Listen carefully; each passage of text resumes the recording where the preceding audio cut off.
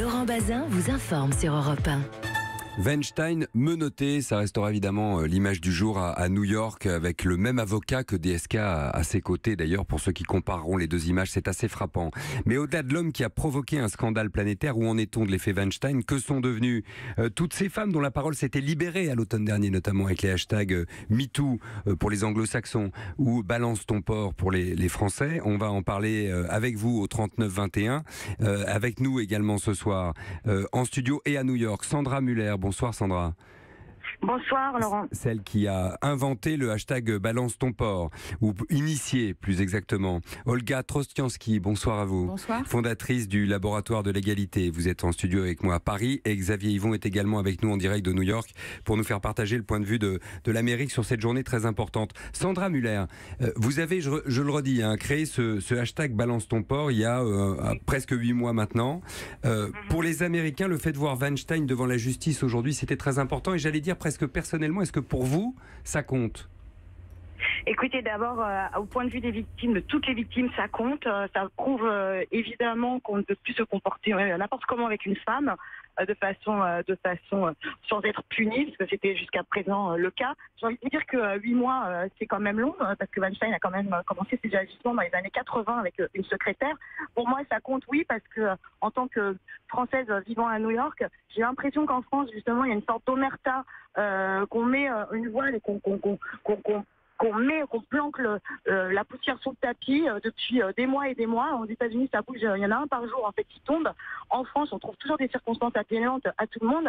C'est toujours la victime. La parole de la victime, c'est oui, mais là, il y a un peu moins de mais, et j'espère que cet exemple va se répandre dans l'Hexagone, en Europe, et que ça ne concerne pas que les viols. Il y a quand même une liste énorme de 100 personnes, mais ça concerne aussi les comportements inappropriés, les paroles, les actes qui entraînent de la gêne chez des professionnels ou chez n'importe qui. Et puis bon, il n'y a pas que les actrices d'Hollywood ou nous autres journalistes. Il y a aussi toutes ces femmes. Je parlais de la secrétaire.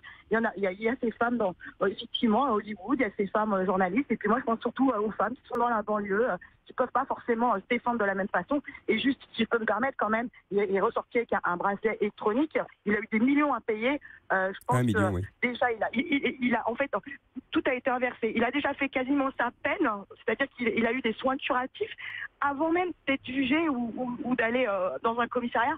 Donc c'est quand même un peu le monde à l'envers, et il ressort avec un bracelet électronique comme un peu n'importe qui, sachant qu'il y a quand même pas mal de victimes qui se sont exprimées. Et j'ai plutôt tendance à les croire. Sandra Muller, vous personnellement, encore une fois, Balance ton porc, ça a commencé non pas comme un mouvement que vous souhaitiez créer, mais comme un cri du cœur de votre part. Vous avez balancé, pardonnez l'expression, pour ceux que ça choque, votre porc. Ça en est où? Oui. Parce que pour le coup, vous avez été poursuivi en diffamation après ça. Le porc, mais parce que c'est soi-disant en rapport avec Weinstein, mais je rappelle que le mot porc est un terme générique et que ça peut concerner, comme je disais, et des viols et des comportements inappropriés. Moi, ça en est que c'est passé devant la justice. Enfin, on n'a pas rendu les conclusions tout de suite avec mon avocat. On va attendre en septembre parce que c'est pas mon agresseur qui va fixer un calendrier judiciaire, mais bien le juge. Et j'ai plutôt bon espoir. Et puisque je dis, au pire, s'il gagne, qu'il m'attaque pour diffamation, s'il gagne, je suis journaliste, je ne serai pas la première journaliste à avoir été attaquée pour diffamation, et éventuellement perdre, mais c'est pas vraiment comme ça qu'on pense les choses, surtout avec mon avocat qui fait un travail redoutable. Et j'espère que la justice française, justement, prendra cette expérience comme un fait acquis et comme un exemple, parce que ça concerne tout type d'agression. C'est un mot très important que vous avez prononcé. Merci beaucoup Sandra Muller d'avoir été avec nous pour évoquer ce hashtag donc Balance ton porc qui a beaucoup marqué les esprits, qui a été critiqué d'ailleurs, et vous êtes libre de nous appeler au 3921 pour qu'on en parle ensemble. Mais la vertu de l'exemple, c'est ça le principe de cette journée, Xavier Yvon, pour les Américains? Ah oui, exactement. D'ailleurs, je parlais avec l'une des journalistes du New York Times qui a sorti l'affaire il y a 7 mois et donc à l'origine de tout ce qui se passe en ce moment. Elle était au tribunal avec moi lors de l'audience où on a vu Harvey Weinstein être inculpé et puis où on a entendu les conditions de sa caution et de sa mise en liberté. Elle me disait cette image va être très importante pour toutes les victimes. C'est la fin de l'impunité. Ça veut dire qu'en fait, ces gens comme Harvey Weinstein, ils peuvent rendre des comptes, ils vont rendre des comptes. Et cette journaliste me disait qu'elle pensait aussi que d'autres femmes allaient, avec cette image, sortir aussi, parler, dire ce qui leur était arrivé et qu'il y aurait encore plus de gens qui seraient comme ça accusés de harcèlement sexuel. Olga Trostiansky, est-ce que les plaintes se sont multipliées ? Est-ce qu'il y a un avant et un après Weinstein ? On l'a beaucoup dit sur le coup, est-ce qu'avec le recul, on peut le confirmer ? Écoutez, moi je considère qu'on parlait tout à l'heure d'omerta, je pense que l'omerta est fêlée. Et donc on n'est plus effectivement, il y a un avant et un après de manière globale. Je pense que c'est un moment historique pour en France et un changement, un début de changement culturel sur les sujets d'égalité femmes-hommes de manière globale. Je crois que enfin ce sujet émerge dans toute notre société et alors que, et vous le savez, hein, les associations de lutte contre les violences en parlent depuis les années 70. Et ça, effectivement, dans un silence qui paraissait vraiment assourdissant. Donc, c'est pas... on a Quand parlé vous dites vous dites ça bouge, vous dites pas ça y est, c'est réglé. Ah non.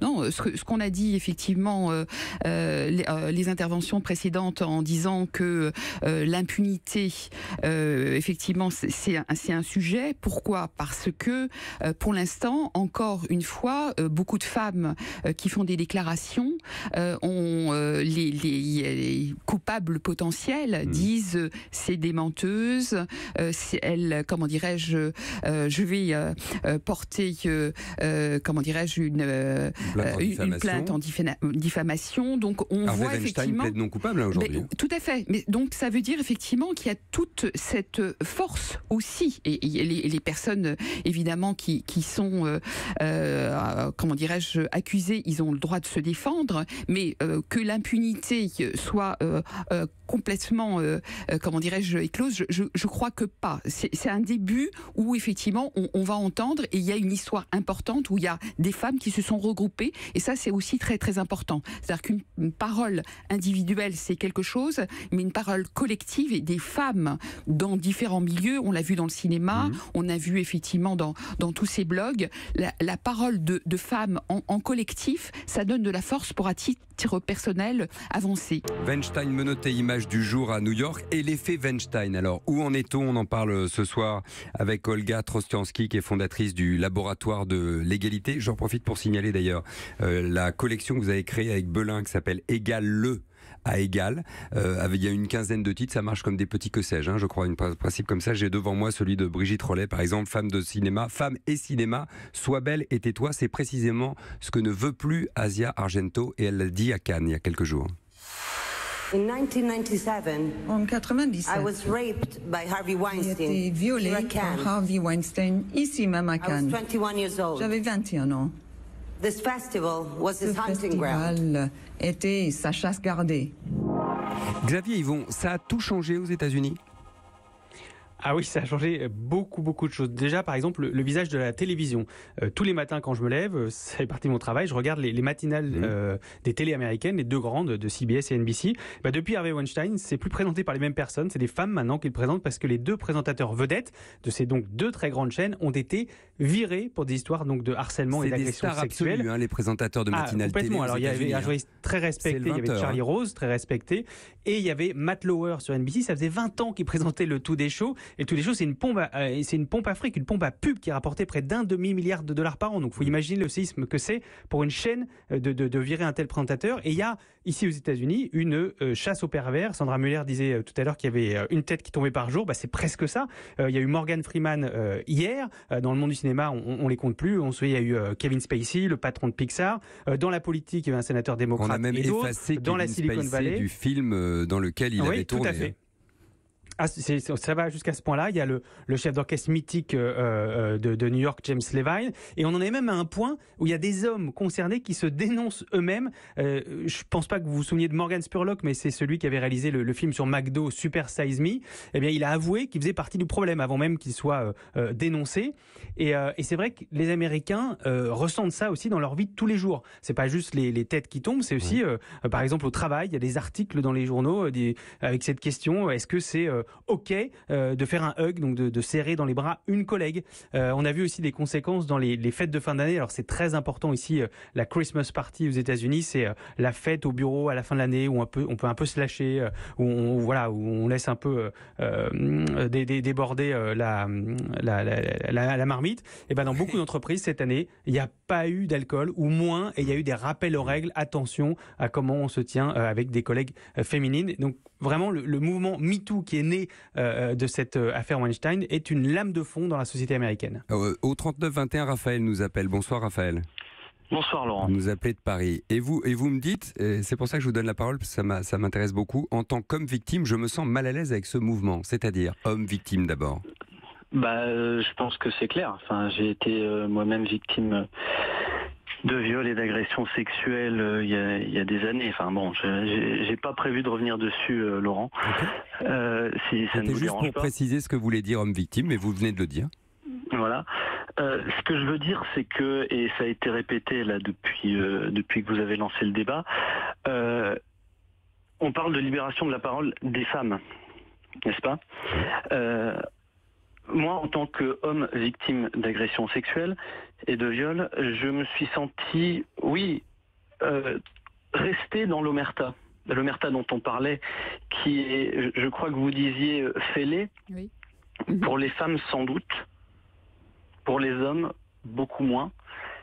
Et je me suis senti mal et laissé sur le bord de la route, oui, c'est un peu ce qu'on peut dire. Restez avec nous, Raphaël. Olga Trostiansky vous répond, ou discute avec vous d'ailleurs. Écoutez, moi je suis contente que vous ayez pris la parole parce que nous sommes une association laboratoire de l'égalité avec des hommes et des femmes et on n'est pas dans un combat contre les hommes, mais ce qu'on veut c'est trouver des solutions avec des hommes et des femmes et pour des hommes et des femmes. Donc on est assez unique en la matière en France et je pense effectivement qu'il faut réfléchir les sujets d'égalité femmes-hommes avec des hommes et des femmes.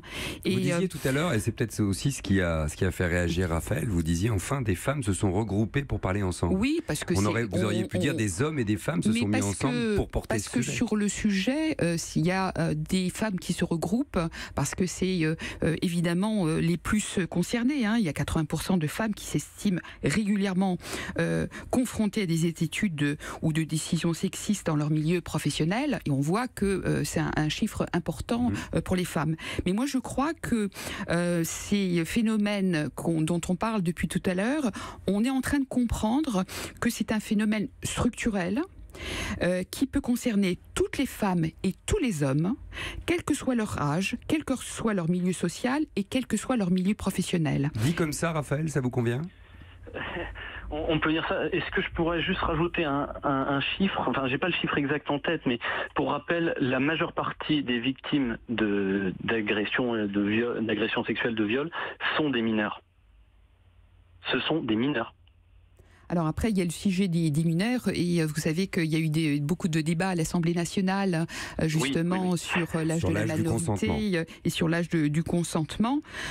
Donc moi je crois vraiment qu'il y a le problème des mineurs que vous évoquez, mais il y a un sujet qui est aussi le fait que on a ces problèmes qui se jouent en fait à la fois dans les cercles proches, on parle du viol et on dit c'est souvent dans des personnes qu'on connaît. Dans la famille. Et puis pour moi, il y a un sujet aussi en entreprise et là-dessus, nous on a du mal à changer d'entreprise et on est en entreprise. Je crois qu'on est en train de lever. Que la prise de conscience n'est pas encore réelle en entreprise. Et on est en train de lever, je crois, le couvercle d'une marmite qui est en bouillonnement. Et il y a un appel à projet qui est lancé par Muriel Pénicaud et Marlène Schiappa, et nous, comme association, on va y répondre parce qu'il faut effectivement faire prendre conscience qu'il y a à accueillir, à accompagner les femmes et les hommes quand ils sont et à punir les agresseurs, j'imagine. Et à punir également, évidemment. Mais l'accompagnement et l'accueil en entreprise des salariés victimes de violences chez eux, dans la rue ou en entreprise, il faut effectivement que cette omerta dans les entreprises soit plus que fêlée, s'ouvre et qu'on organise l'accueil et l'accompagnement des femmes et des hommes bien évidemment victimes. sur Europe 1 parce que c'est un sujet très important. Olga Trostansky, merci d'avoir été avec nous, fondatrice du laboratoire de l'égalité, je le rappelle. Sandra Muller, merci aussi depuis New York. Xavier Yvon, notre correspondant. Merci également à Raphaël d'être venu apporter votre pierre au débat et on a senti votre émotion et votre implication évidemment tout à l'heure.